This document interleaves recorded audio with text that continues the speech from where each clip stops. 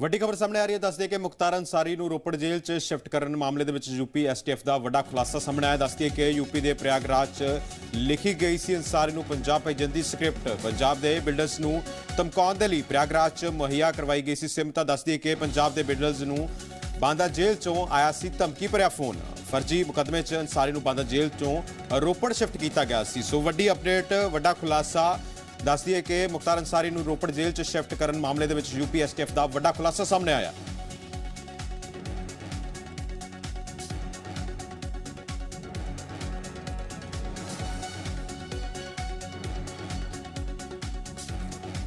ਇਸ ਦੇ ਨਾਲ ਹੀ ਇਸ ਖਬਰ ਤੇ ਹੋਰ ਵਧੇਰੇ ਜਾਣਕਾਰੀ ਸਾਂਝ ਪਾਉਣਗੇ ਮੁਹੰਮਦ, ਸਾਡੇ प्रयागराज तो सहयोगी।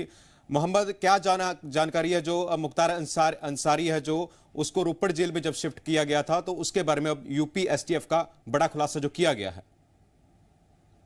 देखिए, बिल्कुल माफिया मुख्तार अंसारी यूपी का सबसे बड़ा गैंगस्टर माना जाता है। तमाम आपराधिक मुकदमे उसके ऊपर प्रयागराज समेत तमाम जगहों पर उत्तर प्रदेश की तमाम जनपदों में दर्ज हैं। ऐसे में जब योगी सरकार सूबे में बनती है 2017 में, तो उसके ऊपर तमाम सख्तियां जो है जेलों में बरती जाती हैं।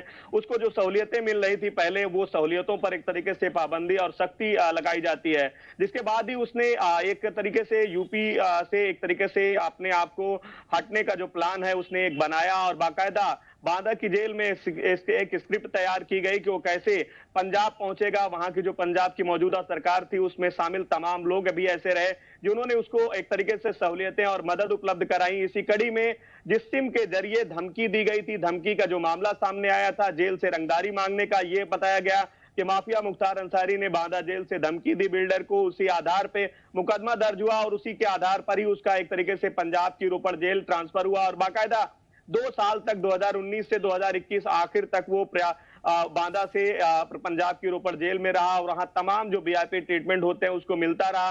इस बात के खुलासे जो है लगातार हो रहे हैं। अब जब वहां की मौजूदा जो सरकार है आम आदमी पार्टी के, उसके जो जेल मंत्री हैं उन्होंने भी तमाम बातों का जिक्र किया है। ऐसे में सबसे बड़ा जो यूपी एसटीएफ इस पूरे मामले की जो जांच कर रही थी, जो सबसे बड़ा खुलासा किया है, उसमें ये बात सामने आई है कि जो सिम थी, जिस सिम के जरिए धमकी दिया गया था, वो सिम प्रयागराज के लक्ष्मण मार्केट से खरीदा गया था। 500 रुपए में ये सिम खरीदी गई थी।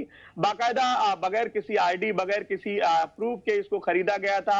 एक्टिवेटेड सिम थी फर्जी आईडी के जरिए। तो कह सकते हैं कि ये यूपी एसटीएफ का बड़ा खुलासा इस पूरे जांच के प्रकरण में। लेकिन हाँ, जिस तरीके से इस पूरे घटनाक्रम को अंजाम दिया गया, बाकायदा एक प्लान के तहत यहाँ से पंजाब शिफ्ट करने का जो प्लान मुख्तार अंसारी ने बनाया, इसमें तमाम उसके सहयोगी गुर्गे, उसके तमाम जो करीबी रहे वो भी रहे, पॉलिटिकल लोग भी इसमें शामिल रहे। पंजाब की जो तत्कालीन कांग्रेस सरकार थी उसका सबसे बड़ा रोल जो था वो सामने आया। उस दरमियान भी हमने देखा जब सुप्रीम कोर्ट के निर्देश पर मुख्तार को यूपी ले जाया जा रहा था, उस दरमियान किस तरीके से सपोर्ट और समर्थन किया जा रहा था लगातार। पंजाब सरकार तत्कालीन जो थी उसने किस तरीके से किया, ये तमाम पहलुओं को हम लोगों ने देखा था। उत्तर प्रदेश नहीं बल्कि देश भर ने देखा था। ऐसे में अब जो जांच का दायरा है निश्चित तौर पर जब बढ़ेगा, तो तमाम पॉलिटिकल कनेक्शन जो मुख्तार अंसारी को जो मदद करते रहे वो भी इसके जद में आएंगे और सिम उपलब्ध कराने वाले लोग जो हैं वो भी कहीं ना कहीं इसी के साथ अगर हम बात करें इस पूरे यूपी एसटीएफ के खुलासे के बारे में, तो क्या एसटीएफ की ओर से किसी को राउंड अप किया गया है?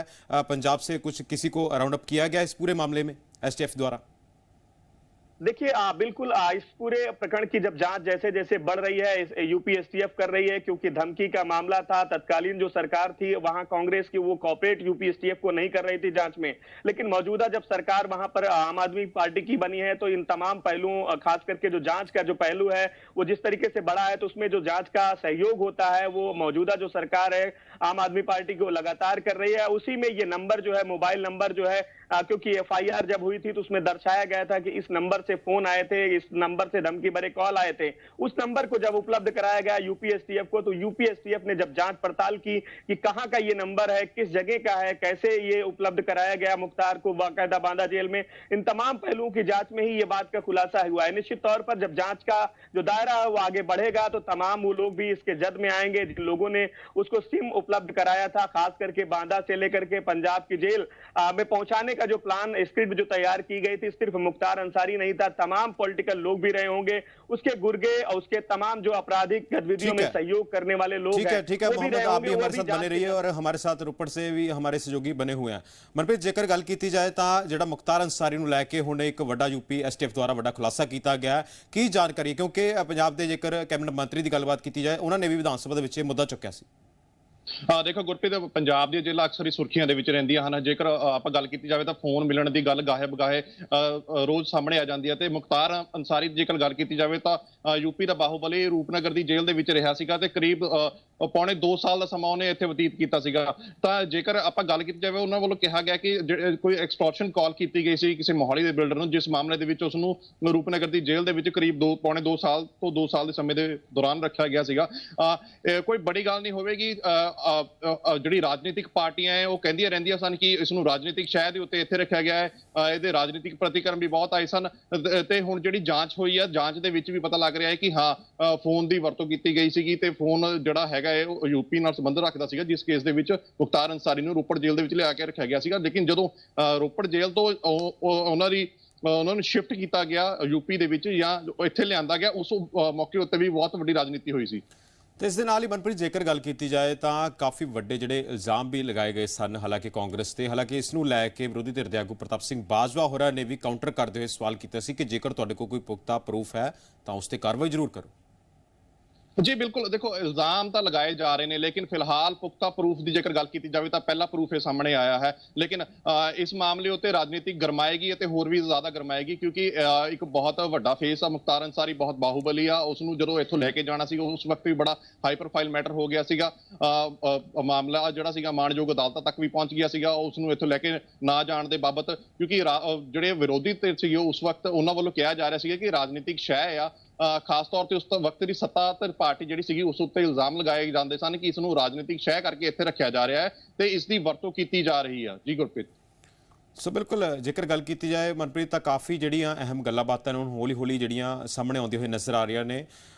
मोहम्मद, आपसे सवाल लेना चाहेंगे, क्या लगता है कि जहां एक तरफ पंजाब कांग्रेस इस पूरे मामले में घिरती हुई नज़र आ रही है, वहीं पे अगर यूपी की बात करें, क्या यूपी के भी सियासतदानों की शय पर ये सारा जो हुआ है जिसका STF द्वारा खुलासा किया गया है? देखिए, निश्चित तौर पर तमाम पॉलिटिकल जो रहे हैं, समाजवादी पार्टी रही हो पूर्व में, बीजेपी के पहले 2017 के पहले उत्तर प्रदेश में, या फिर बहुजन समाज पार्टी, इन दोनों पार्टियों से मुख्तार अंसारी के जो लगाव थे, जो करीबी थी, वो किसी से छुपा नहीं है। वो 5 बार MLA रहा, 2005 से लेकर के 2022 तक वो विधायक रहा मऊ के सदर विधानसभा से। तो तमाम जो नेता हैं उनसे उसके कनेक्शन रहे हैं। उसमें कांग्रेस पार्टी भी एक तरीके से सबसे बड़ा उसकी जो सहयोगी रही है वो रही है पूर्व में। लेकिन जब पंजाब में उसको शिफ्ट कराया गया तो पंजाब की जो तत्कालीन कांग्रेस सरकार थी उसने जो सहयोग किया है वो एक तरीके से किसी से छुपा नहीं है। एक आउट ऑफ वे जो होता है क्रिमिनल्स के लिए, जिस तरीके से कांग्रेस सरकार सुप्रीम कोर्ट में गई थी, क्योंकि उत्तर प्रदेश में मुख्तार अंसारी पर 1-2 नहीं बल्कि 56 ऐसे मामले थे जिसमें उसकी कोर्ट में पेशी बहुत जरूरी थी। लेकिन पंजाब की जो तत्कालीन सरकार थी वो एक तरीके से यूपी की जेल में तो छोड़िए, उसको कोर्ट में पेश करने के लिए तैयार नहीं थी। बीमारी का हवाला दिया जाता था, मेडिकल बुलेटिन जारी कराए जाते थे। तमाम पहलुओं को लेकर के जो सपोर्ट होता है वो कांग्रेस की, वहां की जो मौजूदा सरकार, तत्कालीन जो सरकार थी, उसने दिया। इस बात का सबसे बड़ा सबूत इस बात से भी अंदाजा लगाया जा सकता है कि 11 लाख रुपए पर हाई प्रोफाइल जो एडवोकेट होते हैं सुप्रीम कोर्ट में बाकायदा पंजाब की सरकार जो तत्कालीन थी कांग्रेस की, उसने मुहैया कराए मुख्तार अंसारी को, इस बात के लिए कि उसको पंजाब से यूपी ना शिफ्ट किया जा सके। ये आसान नहीं होता सरकारी खर्च पर एक गैंगस्टर के लिए इतनी बड़ी रकम खर्च करे सरकार, और वो भी एक नॉर्मल से मामले, उस मामले के लिए एक्सटॉर्शन का है, धमकी का है, और वो धमकी का जो मुकदमा है वो किसी नतीजे पर भी नहीं पहुंच रहा है। ना मुख्तार अंसारी उस मामले में बेल बॉन्ड भर रहा है और ना ही सरकार जो तत्कालीन थी वो उस मामले में कोई पैरवी कर रही है। यहां तक कि जो विक्टिम था, जो कहता है कि पीड़ित था, जिसको धमकी दी गई, वो भी उस मामले में कोई पैरवी नहीं करता। बावजूद उस एक नॉर्मल से मुकदमे में मुख्तार अंसारी 2 साल पंजाब की रोपड़ जेल में जो अयाशी की जिंदगी एक तरीके से कह सकते हैं कि वो उसने ऐशो आराम जो है, तमाम जो सहूलियतें हैं वो उसको वहां उपलब्ध कराई जाती रही। जिस तरीके से जेल मंत्री ने भी वहां की सदन में इस बात को उठाया कि उसके परिवार तक को जेल में बाकायदा सहूलियत सुविधाएं रहने के लिए दी जाती थी।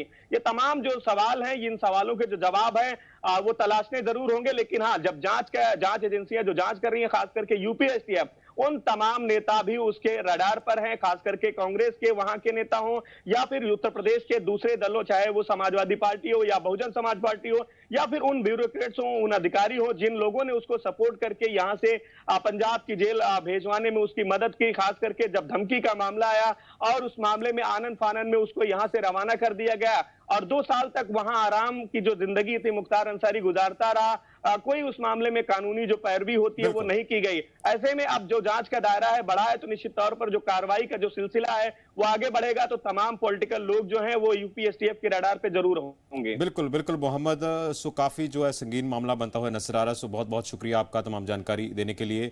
ते बरपरी ਤੁਹਾਡਾ भी बहुत बहुत शुक्रिया तमाम जानकारी दी सांझ पाउण दे लई।